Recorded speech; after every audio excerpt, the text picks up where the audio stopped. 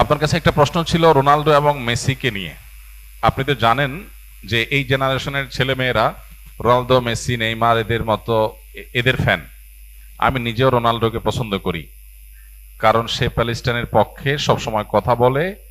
Even সে তার অ্যাওয়ার্ডও বিক্রি করে সেই টাকা ফিলিস্তিনে দান করেছে। আবার ফিলিস্তিনি শিশুদের জন্য তার অনেকগুলো সংস্থাও আছে। সে মাঝে মাঝেই সালাম দেয়, আবার মাঠে সেজদাও দেয়, মদিনাতেও গিয়েছে।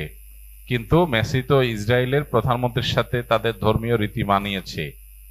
কিন্তু আমার কিন্তু আর যাই হোক, তারা দুজনে খ্রিস্টান। এখন আপনার কাছে শুনতে চাই যে তাদের সাপোর্ট করা কি ঠিক? আমি রোনালদোর এইসব কাজের জন্য তাকে পছন্দ করি, কিন্তু আপনি এ সম্পর্কে কি বলেন?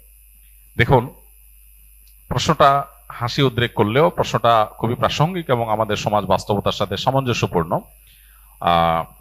প্রথম কথা হলো যে ইমানদার খেলাধুলা কেন্দ্রিক যে উন্মাদনা আছে, এগুলো ইমানদার কখনো নিজের গায়ে মাখাতে পারে না, বা এগুলোর মধ্যে ইমানদার জড়াতে পারে না। এটা তার ইমানের সাথে যায় না।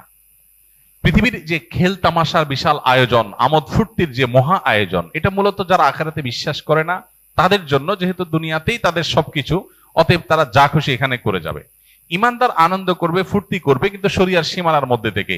জীবনটাকে পুরা খেল তামাশায় পরিপূর্ণ করা, এটা কোনো ইমানদারের সাথে যায় না। যে ইমানদার জানে, বিশ্বাস করে, তার আকীদা, তার ঈমান আছে যে সে আল্লাহর সামনে দাঁড়াবে, অনন্তকালের জীবনের হিসাব দিতে হবে, সে আনন্দ ফুর্তি করাটাকেই জীবনের মূল লক্ষ্যে পরিণত করতে পারে না। আজকের পৃথিবীতে এই সমস্ত খেলার যে বড় বড় আয়োজনগুলো আছে, আয়োজনগুলো ভোগবাদী পৃথিবীতে, আখেরাত বিমুখ পৃথিবীতে মানুষকে মজা দেওয়ার জন্য, এন্টারটেইনমেন্ট করার জন্য করছে।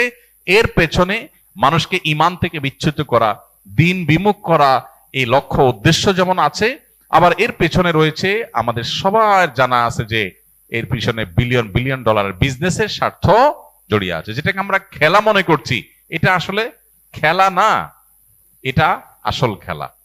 অতএব সেই খেলার গুটি হচ্ছে আমি। খেলোয়াড় খেলছে, হারলেও টাকা পাচ্ছে, জিতলেও টাকা পাচ্ছে। আয়োজন যারা করছে, বিলিয়ন বিলিয়ন ডলার তারা বিজনেস করছে। বিহাইন্ডে যারা থাকছে, সবাই লাভ থাকছে। তাদের গুটি হলো আমাদের মতো সেই সমস্ত সাপোর্টাররা যাদের কোনো লাভ নাই, লস ছাড়া। আমরা উত্তেজিত হয়ে যাচ্ছি, আমরা কেঁদে দিচ্ছি, হেসে দিচ্ছি। এই যে আমাদেরকে বোকা বানিয়ে মাঝখান থেকে তারা তাদের স্বার্থ হাসিল করছে। আমি নিজে যদি খেলি, আমার শারীরিক কসরত হয়, আমার ব্যায়াম হয়, স্বাস্থ্য ভালো থাকে, ইসলাম সেটাকে এলাও করে। কিন্তু এই জাতীয় অহেতুক কাজে জড়ানোটাকে ইসলাম এলাও করে না। নবী সাল্লাল্লাহু আলাইহি ওয়াসাল্লাম বলেছেন, মিন হুসনি ইসলামিল মারই তারকুহু মা লা ইয়ানি। একজন মুসলমানের ইসলামটা সুন্দর হয়, আল্লাহর কাছে গ্রহণযোগ্য হয়, অ্যাকসেপ্টেবল হয়, কোয়ালিটিফুল ইসলাম হয় তখন যখন সে অহেতুক অনর্থক কাজ থেকে বেঁচে থাকে। এখন আপনি যদি এই জাতীয় অহেতুক কাজ, যেটাতে আপনার দুনিয়াবি কোনো ফিডব্যাক আসছে না, আখিরাতের কোনো ফিডব্যাক আসছে না, অর্থবহ কিছু আসছে না, সেটাতে আপনি যদি এরকম মত্ত হয়ে যান, সেটা আপনার ঈমান আমলের সাথে সঙ্গতিপূর্ণ নয়। এই জন্য এটা থেকে আমাদের বিরত থাকতে হবে। এটা হলো মূল কথা। এবার আসা যাক, খেলোয়াড়দের কোন খেলোয়াড় ইসলাম, মুসলমান, মুসলমানদের স্বার্থ, মাজলুমদের স্বার্থ তার মাধ্যমে রক্ষা হয়, সেই কারণে মুসলিম মাত্রেই তার প্রতি সিম্পেথি চলে আসবে।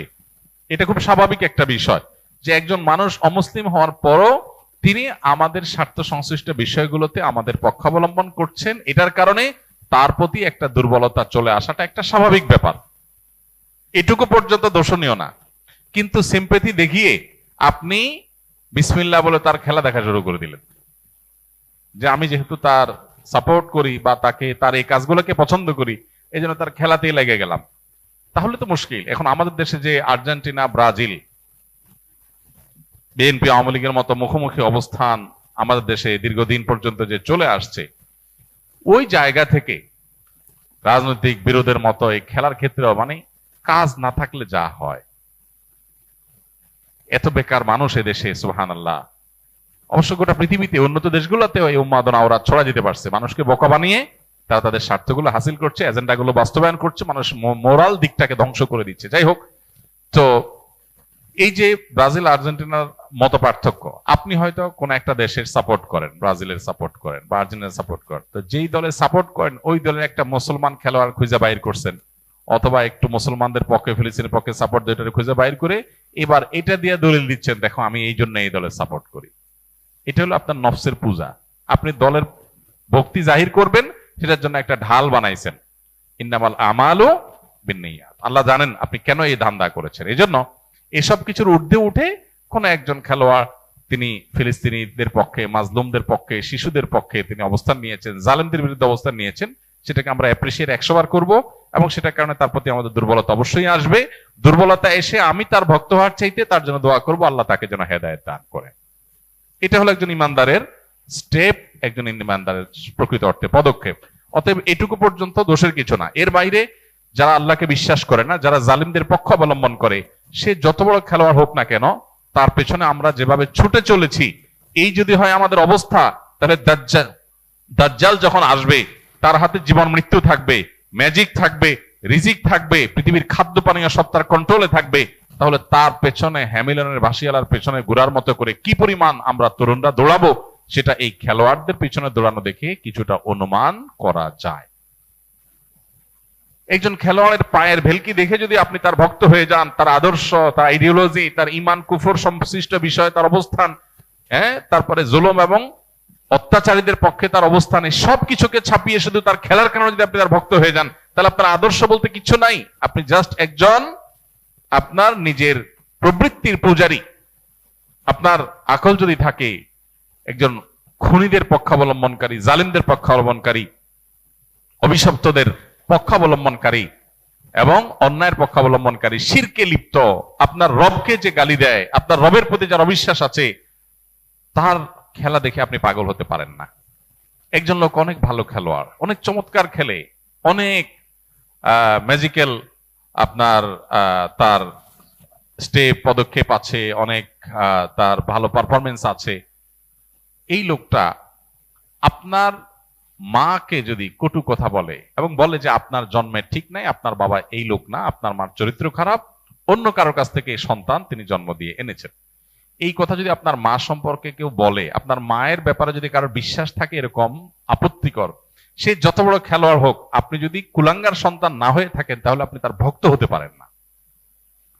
আপনি যে রবের প্রতি ঈমান এনেছেন, সে রবের অস্তিত্ব, রবকে যে স্বীকৃতি দেয় না, বরং সে রব সম্পর্কে যে কটু কথা, কটু বিশ্বাস, ভুল বিশ্বাস, ভ্রান্ত বিশ্বাস রাখে, সে যত বড় খেলোয়াড় হোক, আমার আদর্শ তাকে আমার ভক্ত হতে দেয় না। আদর্শের ব্যাপার। আর যার কাছে ঈমান নামকে আসতে আছে, মুসলমান নামকে আসতে, সে আজকে এর পিছনে দৌড়াচ্ছে, কার কেউ পিছনে দৌড়াচ্ছে। এই যুবকই যদি বেঁচে থাকে আর দাজ্জাল পৃথিবীতে আসে, সবার আগে চোখ বন্ধ করে বলে দেওয়া যায় এই শ্রেণীর যুবকরা দাজ্জালের পিছনে দৌড় দিয়ে চলে যাবে।